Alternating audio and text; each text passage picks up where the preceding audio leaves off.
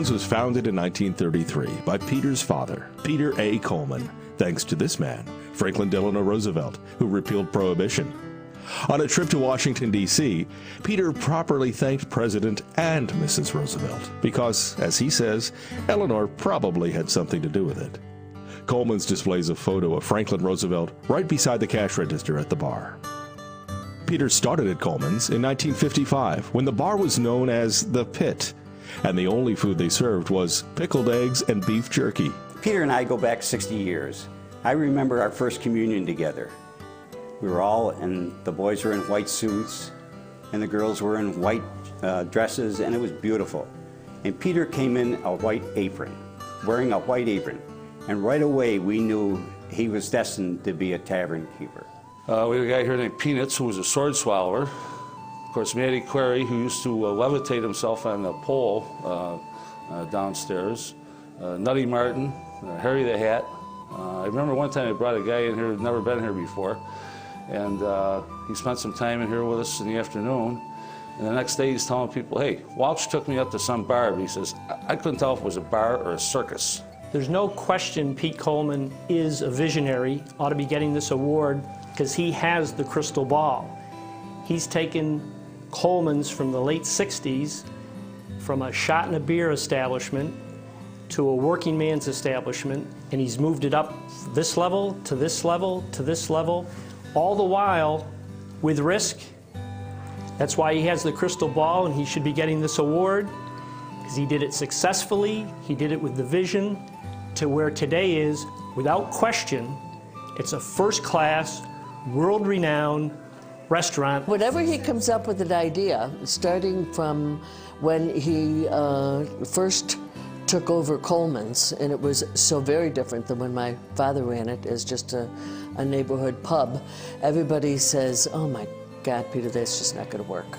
But guess what? It has always worked.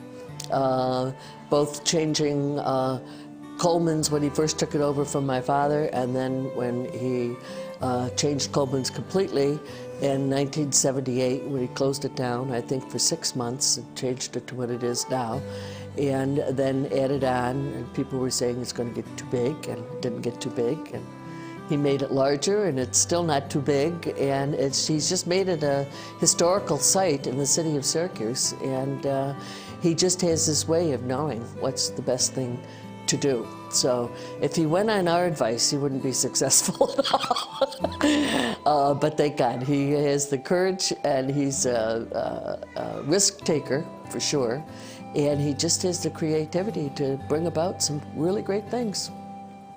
But the greatest thing is the kind of brother he is, and I really want people to know that. Why do you think Peter has been so successful? He's obviously very outgoing and says what's on his mind and doesn't really hold anything back, so I think people appreciate that. He's always honest, and everybody he meets, he treats like he's known him forever. Coming into Coleman's, you always felt at home. And had you not been here for a week, a month, a year, 3 years, whatever the case may be, you walked in the door and Peter greeted you like you were here yesterday. I do think one secret to what has made him so successful is his gift for making people feel like they're really special. He makes us feel that way, and I think he also makes his customers feel that way. Peter is so creative. He comes up with these ideas, and then he carries through and does them. An awful lot of people come up with great ideas, and they just die, don't go anywhere. And a lot of people have the drive to do things, but don't have the creativity. Peter has both. I'm just so happy that the sales and marketing executives have given the award to probably the most deserving person that's ever received it. Peter's a success because he's a great guy. He's got a great personality. He really loves what he does. He loves the neighborhood, and he's just put together a great operation here, and it's a great place to come and have a good time. I'd like to talk about his unknown community accomplishments. Peter, over the years, has helped dozens, if not hundreds of people. He's helped seniors, he's helped young married couples, he's helped students. I suspect many in the audience tonight have been recipients, and he's always done it below the radar screen, without recognition, without acknowledgement. He's done it for all the right reasons. And I want to thank you, Peter. I'm one of those recipients. Peter has been called a one-man urban renewal. He has led by example, making sure that all the properties he owns on Tipperary Hill are in great condition. With the help of his sister, Mary Jo, Peter has transformed many of his properties into works of art that can easily be identified by neighbors as one of Peter's places. Well, his passion for the neighborhood, as I think a lot of people know, goes way back to when he was a child. And I mean, he loved everybody in the neighborhood that he delivered papers to.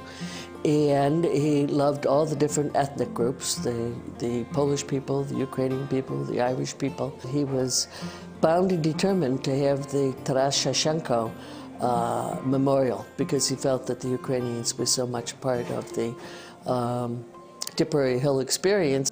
Peter has made Tipperary Hill a photographer's paradise. He spearheaded the Tipperary Hill Memorial Park project that features a monument of the Irish immigrant family who settled Tipperary Hill at the Green on Top traffic light. He developed a pocket park in the neighborhood that includes a sculpture of his longtime friend Jerry Wilson. And he brought a granite Celtic cross back from Ireland to place at the foot of Tipperary Hill and lobbied the city to demolish a house that had become an eyesore at that corner.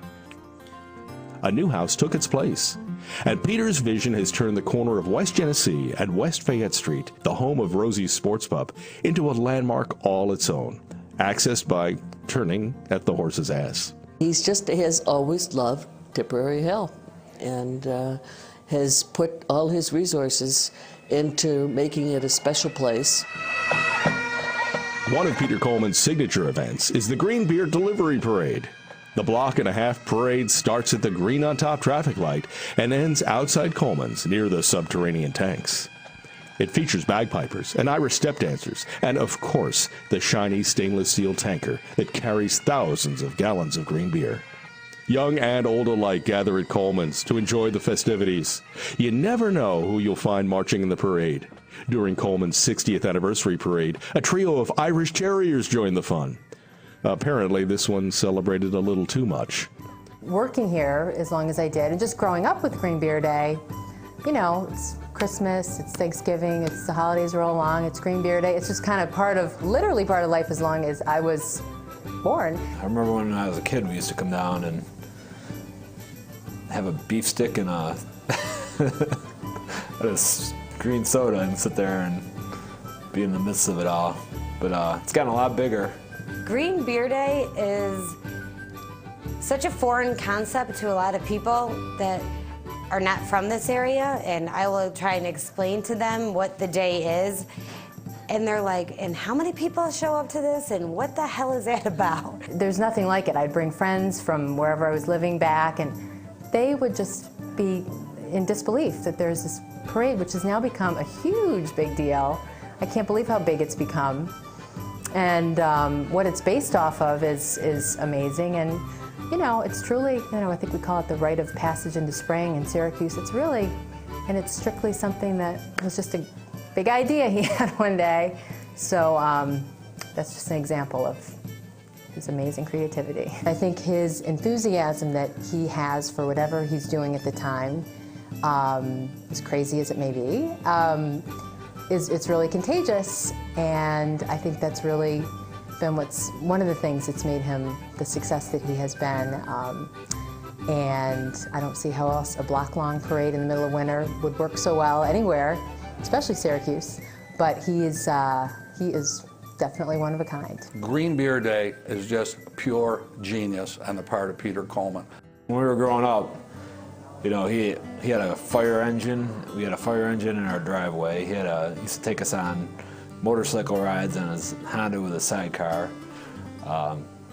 He pulled us out of school to knock down the building next door and helped us get the help knock it down. Just done a lot of